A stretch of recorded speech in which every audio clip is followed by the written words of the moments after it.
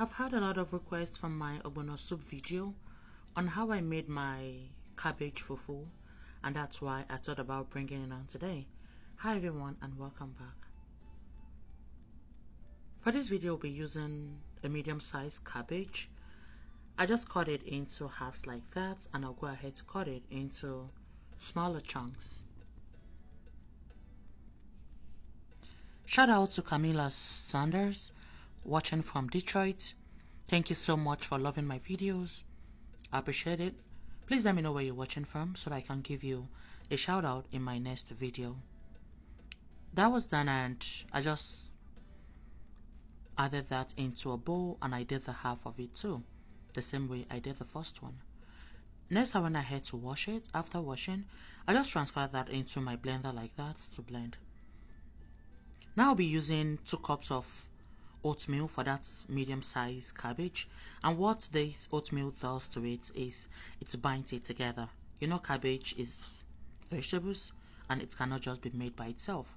If you have psyllium husk, please go ahead to use that, but I love to use oatmeal for whenever I'm making my cabbage fufu.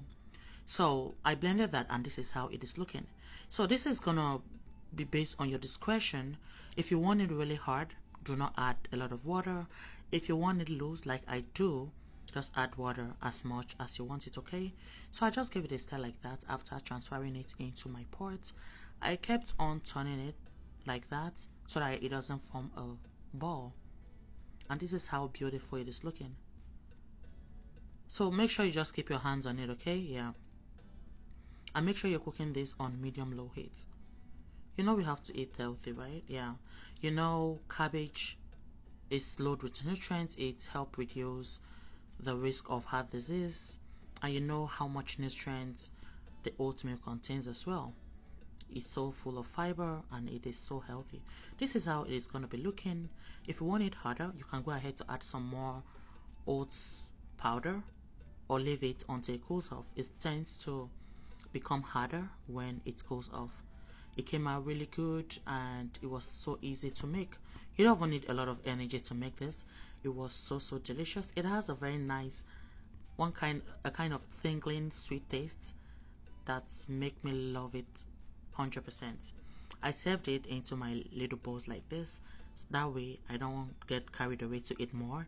And I served it with the ogbono soup.